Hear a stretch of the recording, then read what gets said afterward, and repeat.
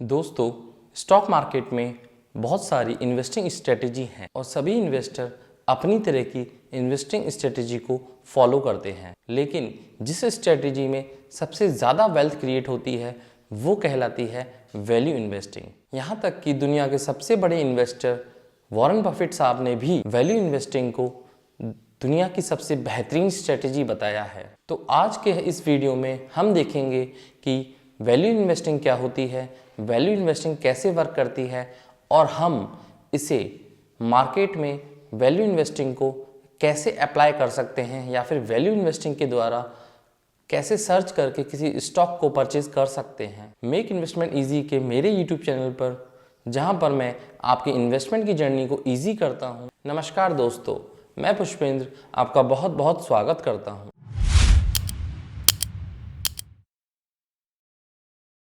तो आप इस वीडियो को ध्यान से देखिएगा क्योंकि वैल्यू इन्वेस्टिंग को इस वीडियो में मैं डिटेल से समझाऊंगा। वैल्यू इन्वेस्टिंग क्या होती है और कैसे वर्क करती है और बड़े बड़े इन्वेस्टर्स ने किस प्रकार से वैल्यू इन्वेस्टिंग के जरिए बहुत ज़्यादा वेल्थ क्रिएट कर ली। आइए समझते हैं व्हाट इज वैल्यू इन्वेस्टिंग। इसको मैं एक छोटे से एग्जाम्पल से समझाना चाहूँगा। सपोज कीजिए आपको शॉपिंग करने जाना है और आप मार्केट में जाते हैं और आपको अगर वहाँ पर कोई सेल दिख जाती है तो आप बड़े खुश होते हैं क्योंकि आपको 100 रुपये की चीज़ 50 या 60 रुपये में मिल जाती है और आप ज़्यादा क्वांटिटी खरीद पाते हैं और खुशी खुशी घर लौट आते हैं। सेम इसी प्रकार से है वैल्यू इन्वेस्टिंग। वैल्यू इन्वेस्टिंग में क्या होता है, जब मार्केट में फॉल आती है या फिर सडनली कोई ऐसी फॉल आ जाती है जिसकी वजह से पूरा स्टॉक मार्केट गिर जाता है तो वहाँ पर अच्छे अच्छे स्टॉक भी नीचे गिर जाते हैं और तब मान के चलिए आप एक अच्छी सेल लगी रहती है और उस सेल में से आपको सिर्फ अच्छे स्टॉक्स को पिक करना है और उनको बाय करके होल्ड करना है और लॉन्ग रन में आपको काफ़ी ज़्यादा वेल्थ क्रिएट करने में वो आपकी मदद करते हैं। और इस प्रकार से जो भी स्टॉक होते हैं जो डिस्काउंट पे अवेलेबल होते हैं और जो आपको डिस्काउंट पे मिल जाते हैं उन स्टॉक्स को हम बोलते हैं अंडर वैल्यूड स्टॉक। मीन्स जो स्टॉक्स वैल्यू इन्वेस्टिंग की शुरुआत महान इन्वेस्टर बेंजामिन ग्राहम और डेविड डॉड ने की थी। साल 1934 में उन्होंने अपनी बुक सिक्योरिटी एनालिसिस में इस स्ट्रेटजी के बारे में बताया था।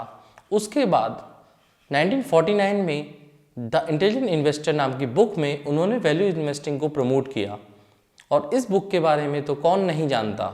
दोस्तों, वैल्यू इन्वेस्टिंग को समझने के लिए हमें सबसे पहले 3 थियोरीज को समझना होगा। थ्योरी नंबर 1, प्राइस और वैल्यू दोनों डिफरेंट चीज़ होती हैं। मीन्स किसी स्टॉक की प्राइस अगर 100 रुपये है तो इसका मतलब बिल्कुल भी नहीं है कि उसकी वैल्यू, उस स्टॉक की वैल्यू 100 रुपये ही होगी। वैल्यू इन्वेस्टिंग के हिसाब से हर एक स्टॉक की एक वैल्यू होती है और उस वैल्यू को हम इंट्रिंसिक वैल्यू कहते हैं। किसी भी स्टॉक की इंट्रिंसिक वैल्यू उस स्टॉक की फाइनेंशियल हेल्थ और फ्यूचर ग्रोथ पर डिपेंड करती है और वहीं स्टॉक का प्राइस मार्केट प्राइस पर डिपेंड करता है। कंपनी की स्टॉक की प्राइस इंट्रिंसिक वैल्यू से कम हो सकती है या फिर ज़्यादा हो सकती है या फिर इक्वल टू हो सकती है। अगर स्टॉक की प्राइस इंट्रिंसिक वैल्यू से ज़्यादा होती है तो उस स्टॉक को ओवर वैल्यू स्टॉक कहा जाता है और कम होती है तो उस स्टॉक को अंडर वैल्यू स्टॉक कहा जाता है और इंट्रिंसिक वैल्यू की इक्वलेंस होती है तो उस स्टॉक को फेयरली वैल्यूड माना जाता है। तो आइए इसे एक छोटे से एग्जाम्पल से समझ लेते हैं। मान लीजिए 100 रुपये का कोई स्टॉक है। अगर वो 100 रुपये का स्टॉक आपको 130 या 140 रुपये में मिल रहा है तो आप समझ जाइए वो एक ओवर वैल्यू स्टॉक है। और अगर वो 100 रुपये का शेयर आपको 70 या 80 रुपये पे मिल रहा है तो आप मान के चल सकते हैं वो एक अंडर वैल्यू स्टॉक है। और वही 100 रुपये का शेयर अगर 95 से 105 के बीच चल रहा है, मीन्स उसकी इंट्रिंसिक वैल्यू के आसपास चल रहा है, तो वो स्टॉक एक फेयरली वैल्यू स्टॉक माना जा सकता है। लेकिन यहाँ पर हम वैल्यू इन्वेस्टिंग की बात कर रहे हैं तो हमें जो भी स्टॉक पिक करने हैं या फिर जिस प्रकार के भी स्टॉक पिक करना सीखना है वो स्टॉक होते हैं जो अंडर वैल्यू स्टॉक होते हैं। अब हम बात करेंगे थ्योरी नंबर 2 की। शेयर बाजार में स्टॉक प्राइस का ऊपर नीचे होना according to value investing risk नहीं है बल्कि एक अपॉर्चुनिटी कहलाती है। दोस्तों, शेयर बाजार में ये माना जाता है किसी स्टॉक की प्राइस जितनी ज़्यादा फ्लक्चुएट करती है वो स्टॉक उतना ही ज़्यादा रिस्की होता है। बट वैल्यू इन्वेस्टिंग इस लॉजिक को कतई नकारता है। वैल्यू इन्वेस्टिंग के हिसाब से जब स्टॉक की प्राइस बहुत ज़्यादा फ्लक्चुएट करती है तभी वो स्टॉक अपनी इंट्रिंसिक वैल्यू से नीचे आ पाता है। तो फ्रेंड्स, अंडर वैल्यू स्टॉक हमें अगर मिल जाता है तो वो रिस्क ज़्यादा लेकर नहीं आता, बल्कि रिस्क को कम करता है। ऐसा वैल्यू इन्वेस्टर्स मानते हैं, क्योंकि उस समय होता ये है कि हमें वो स्टॉक 100 रुपए के बजाय हमें 50 रुपए या फिर 60 रुपए का मिल जाता है। थ्योरी नंबर 3, किसी भी स्टॉक की प्राइस एक लंबे समय में मींस लॉन्ग ड्यूरेशन में हमेशा अपनी इंट्रिंसिक वैल्यू को फॉलो करती है। शॉर्ट टर्म में आपको फ्लक्चुएशन देखने को मिल सकते हैं, लेकिन इन द लॉन्ग रन हमेशा स्टॉक की प्राइस अपने बिजनेस और इंट्रिंसिक वैल्यू को ही फॉलो करेगी। फॉर एग्जाम्पल, किसी स्टॉक की वैल्यू 100 रुपीज़ है और मार्केट में फॉल आ जाती है, चाहे वो फॉल किसी भी तरह से हो, तो उस स्टॉक की वैल्यू 50 से 60 रुपए हो जाती है, जैसा कि सिनेरियो अभी चल रहा है। जैसा कि बोला जा रहा है, लार्ज कैप और मिड कैप और स्मॉल कैप में अब जो हमारे मार्केट में अपॉर्चुनिटीज़ मिल रही हैं वो काफ़ी अच्छी हैं फॉर द फ्यूचर ग्रोथ के लिए, means in the long run के लिए। 100 बात की एक बात आपको क्लियर कट समझा देता हूँ कि हमेशा स्टॉक की प्राइस जो भी रहे, चाहे किसी वजह से भी रही हो, चाहे वो ऑपरेटर की वजह से रही हो, चाहे ज़्यादा बाइंग की वजह से रही हो, चाहे ज़्यादा सेलिंग की वजह से रही हो, हमेशा इन द लॉन्ग रन वो अपने बिजनेस को जस्टिफाई करती है और इंट्रिंसिक वैल्यू के बराबर आ जाती है। तो दोस्तों, आपने समझा कि वैल्यू इन्वेस्टिंग इन 3 थ्योरीज पर ही डिपेंड करता है। दुनिया के बड़े बड़े investor Warren Buffett, Charlie Munger, Ramdev Agrawal, Radha Krishna Damani, सभी ने वैल्यू इन्वेस्टिंग को फॉलो करके हजारों करोड़ों रुपए बनाए हैं या फिर एक अच्छी वेल्थ क्रिएट की है अपने लिए। और आज के सबसे बड़े इन्वेस्टर मिस्टर वॉरेन बफेट साहब कहते हैं कि value investing is a simple strategy, लेकिन ये उतनी भी आसान नहीं है। वैल्यू इन्वेस्टिंग में किसी भी स्टॉक को हमें तब बाय करना होता है जब लोग उसे सेल करते हैं, मींस अगर स्टॉक में सेलिंग प्रेशर बना हुआ है उस वक्त हमें बाय करना होता है। और ये इतना भी आसान नहीं है कि हम उस स्टॉक को बाय कर पाएं जब पूरी दुनिया बेचने में लगी हुई है और हम उस स्टॉक को बाय कर रहे हैं, जो कि काफ़ी एक हार्ड डिसीजन है और एक टफ डिसीजन माना जाता है। और आप खुद सोचिए, किसी भी वैल्यू इन्वेस्टर को अगर दुनिया सेल कर रही है तो वो भी उसी प्रकार से चलेगा, तो उसे भी उसी प्रकार के रिटर्न मिलेंगे। तो वैल्यू इन्वेस्टर को हमेशा थोड़ा डिफरेंट माइंड से सोचना पड़ता है। मेन चीज़ वैल्यू इन्वेस्टिंग में होती है ट्रेन डिसिप्लिन, ट्रेन माइंड। एक अच्छा वैल्यू इन्वेस्टर बनने के लिए हमारे पास 4 चीज़ों का होना बहुत ज़्यादा ज़रूरी है। आइए जानते हैं उन 4 चीज़ों के बारे में। Number 1, hard working.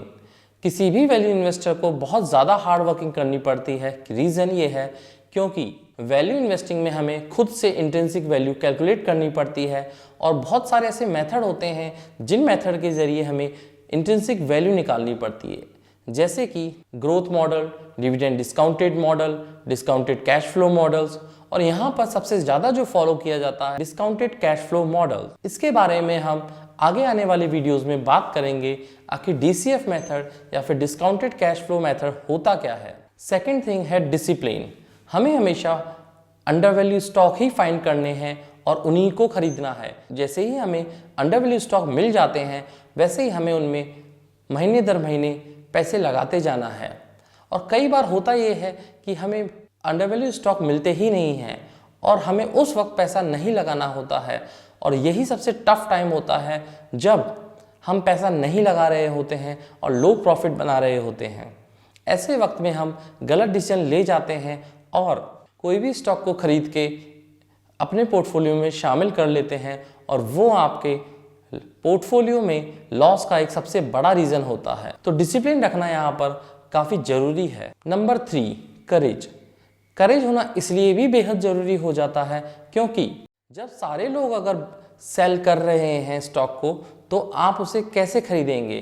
तो आप खुद सोचिए कितनी बड़ी बात होती है जब पूरी दुनिया सेल कर रही है और आप उसे बाय कर रहे हैं। अपने इस प्रकार के डिसीजन पर स्टिक रहना और किसी की ना सुनना एक काफ़ी हार्ड डिसीजन हो सकता है। इस टाइप के डिसीजन लेने के लिए आपको में करेज की बहुत ज़रूरत होती है। पॉइंट नंबर 4 है पेशेंस। पेशेंस इसलिए ज़रूरी हो जाता है अगर हमें कोई कंपनी पसंद आ जाती है या फिर हम किसी कंपनी को पसंद कर लेते हैं और वो इंट्रिंसिक वैल्यू से नीचे नहीं होती है, तो हमें उसे बाय नहीं करना है। और ऐसी कंपनी जो आपको बहुत अच्छी लग रही है और फ्यूचर पर्सपेक्टिव से उसकी ग्रोथ काफ़ी अच्छी मानी जाती है, और ऐसी कंपनी को अगर आप बाय नहीं करते हैं तो आप खुद से फ्रस्ट्रेट होते हैं, क्योंकि उस वक्त आपका सबसे बड़ी इंपॉर्टेंट चीज़ है जो काम आता है वो है पेशेंस। आपको ध्यान रखना है कि कब मार्केट फॉल होगा और कब मैं स्टॉक में एंट्री करूंगा। मैं यहाँ पर कोई भी स्टॉक एंट्री एग्जिट के नुस्खे नहीं बता रहा हूँ, मैं सिर्फ इतना बता रहा हूँ कि इंट्रिंसिक वैल्यू से जैसे ही स्टॉक नीचे आएगा मैं बाइंग करना स्टार्ट कर दूंगा, और जैसे ही इंट्रिंसिक वैल्यू तक आता है तो मैं मेरी बाइंग स्टॉप कर दूंगा। और इस प्रकार से स्टॉक बाइंग स्ट्रेटेजी में आप में पेशेंस बहुत ज़्यादा ज़रूरी है। वैल्यू इन्वेस्टिंग को आप एक माइंड गेम भी कह सकते हैं, जिसमें आपको अपने माइंड को अच्छे से ट्रेन करना होता है फॉर करेज के लिए, पेशेंस के लिए, हार्ड वर्क के लिए और डिसिप्लिन के लिए, जो हमारी विल पावर को शो करती है कि हम अपने डिसीजन पर स्टिक रहें। तो दोस्तों, ये थी वैल्यू इन्वेस्टिंग। आशा करता हूँ आपको डिटेल से समझ में आ गई होगी। आगे हम वैल्यू इन्वेस्टिंग के बारे में और डिटेल से समझेंगे और कोशिश करेंगे आपको DCF मेथड को भी समझा पाएँ। और अगर आपको अच्छे से समझ में आ गया है तो प्लीज़ मेरे वीडियो को लाइक कीजिए, मेरे वीडियो को शेयर कीजिए, और अगर आपकी कोई क्वेरी है तो कमेंट बॉक्स में कमेंट करना ना भूलें। अगर आप सोचते हैं कि हम अच्छा काम कर रहे हैं तो प्लीज़ मेरे चैनल को सब्सक्राइब कीजिए, और मिलते हैं इसी प्रकार के नेक्स्ट वीडियो में। Signing off, this is Pushpendra. Happy investing.